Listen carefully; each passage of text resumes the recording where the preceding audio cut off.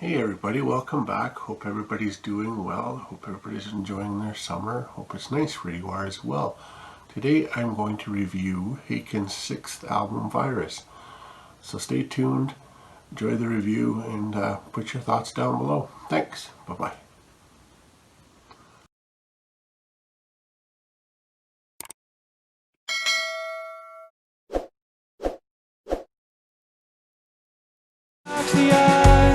The eyes will never meet. You try to save the world when it's you that needs help. Strive to win their hearts when it's mine that needs love. Today we are going to dive into the prog metal giant Haken with their sixth-length release called Virus, released on Inside Out Music. Haken formed in 2007 in London, England.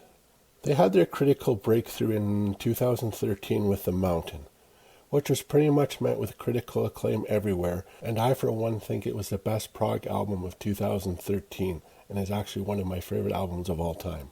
So if you're unaware of The Mountain and haven't listened to it, I urge you to check it out before you even listen to Virus.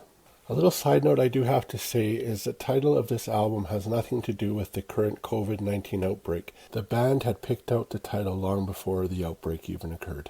And unfortunately the album has been pushed back several times. I actually do believe it was supposed to come out on June 19th. But better late than never, right? Before its release, Virus had 3 singles that came out, and they were distinctly different from one another, which I think was a really brilliant strategy. The opening track, Prosthetic, was the first single, and this is easily the heaviest, most straightforward track on the album. As well as it being a very intense track, it bridges the gap between this album and Vector, setting up the stories of the virus's crushing effects on the following tracks, including such topics as biological, psychological, and technological warfare. I found Prosthetic's melodies seemed uninspired. Fortunately, though, subsequent listens reveal more distinctions, innovation, and underlying cohesion, resulting in one hell of a catchy chorus alongside some interesting percussive changes and some very clever guitar theatrics. On the complete other end of the spectrum from Prosthetic, we have a song called Canary Yellow. Canary Yellow was released as a second single and video from the album Virus. This 4-minute song is more about subtlety, while it's creating atmosphere and some very strong emotional appeal. It begins quietly with Ross Jennings' voice being accompanied by a delicate guitar note and some soft synths. But the minute the central melody emerges, I am completely blown away. Ross Jennings, for my money, rarely has sounded better, and alongside him we hear the full power of that melody. The guitars, bass, and keys might not be in full attack mode here, but they come together in perfect unison. And I mean perfect. I've not been this impressed by a Haken melody since Deathless from Visions. It sends shivers down my spine every time I hear it. Canary Yellow is definitely my favorite song on the album. I also do feel a little bit of Porcupine Tree feel to this song, maybe something from Deadwing. Anyways, it's a brilliant song and a must hear for any music fan. The third and final video single from the album is Invasion. This is pretty much the most straightforward song on Virus. The mood darkens and perspectives shift as if from fire defiance and desperation in the growing shadow of an insidious, inhuman enemy. There are some sounds on this song that reflect the shift from cold, metallic textures and an unnerving sense of disassociation. I love the fact that the chorus on this is unique in terms of how they approach it musically each time they come to it. Another favorite of mine on the album. On the track Carousel, I honestly will admit at first listened I found it a little bit mediocre. It sounded like it was all over the place. Sometimes when I hear music for the first couple of times, something just doesn't sit with me and it kind of turns me off. But this song actually ended up becoming quite good in the end, and it totally redeemed itself to me. I guess some songs are just like that. Even as Carousel rises and falls, it still holds on to its structure. It's still definable as a song. That's quite a skill when you have a tune like this that covers much terrain as it does. I will also predict this song is going to be a lot of people's favorite. This song is a definite grower and will take some time to warm up to. But in the end, maybe that is a true definition of a perfect song. I don't know, something to ponder. Following Carousel, we have a song called The Strain. The strain includes some electronic influences as heard on songs such as Architect and Puzzle Box. It doesn't incorporate them solely as gimmick, but seamlessly into a pre-chorus, which contributes to the dramatic effect of the song. Unfortunately, I do find the strain to be a little bit underwhelming. It doesn't quite feel and have the emotional appeal as the rest of the songs. Not a bad song, but definitely the weakest of the album. Together with the following track, Canary Yellow, it provides a welcome pause from the complex feature, which is Messiah Complex. And now the album's highlight, the complex 5-part Messiah Complex. Part 1 is entitled Ivory Tower. Explodes to life within a few seconds, sounding fittingly grandiose as if to signal the beginning of a similarly grandiose opus. It doesn't feel overly complex or challenging. Rather, it eases us into the suite, and in so doing, introduces a really engaging melody that is then reprised later within the suite. Part 2 of the Messiah Complex is called the Glutton for Punishment, and this is where the full-on complexities are unleashed. There are some very interesting choral-type vocal effects merged from jagged, syncopated riffing, as well as some insanely skillful and intricate instrumentation from everyone in the group. And a nice throwback to Puzzle Box from Vector, always a nice touch. Now we segue into the third part called Marigold. This dials things down significantly, at least for the moment. The sedate passage is replaced by some of the most quirky and progressive ideas within the song. I'm not a musician, so I can't tell you the beat or the more technical stuff, but it is eclectic, bold, heavy, and adventurous.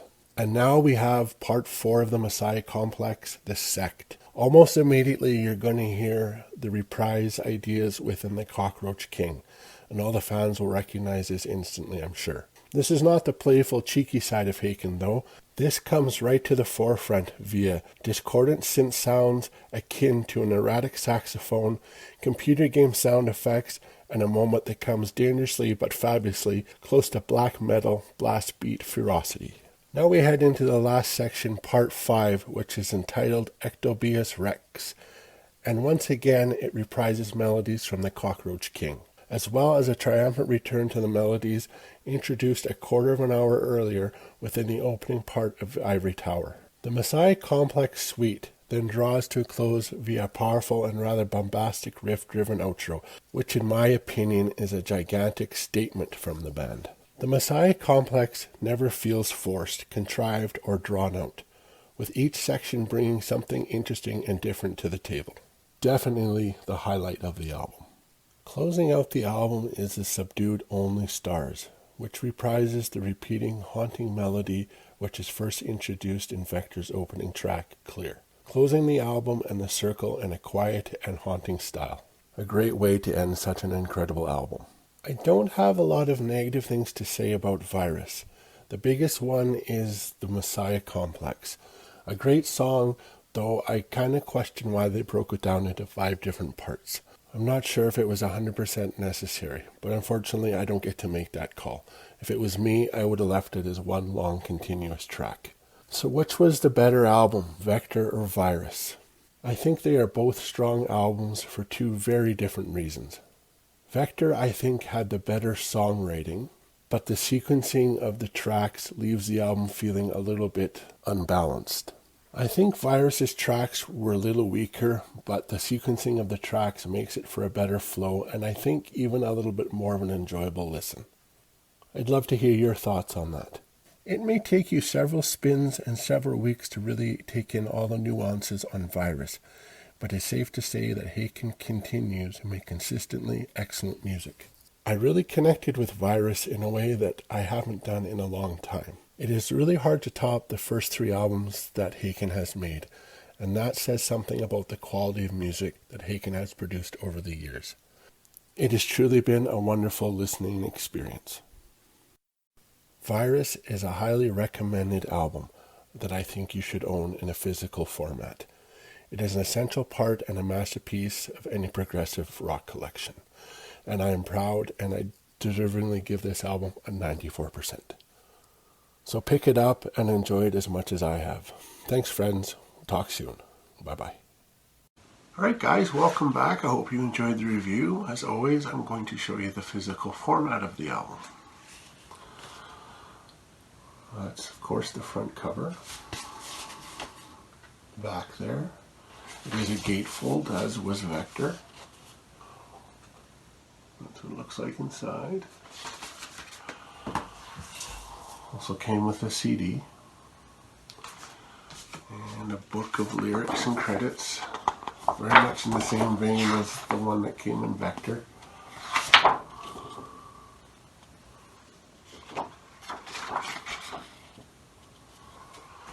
I'll show you, it's just on black vinyl, but I'll show you the labels because they are unique. That one's just like the CD. Second side's the same, but on the second disc, that's what they look like. I've really enjoyed this album, as you guys probably already know. I think it's one of the best albums they've put out. Definitely going to be a contender for top spot at the end of the year. Don't know where it will land, but it's going to be up there. Anyways, thanks again guys. Take care. Bye-bye.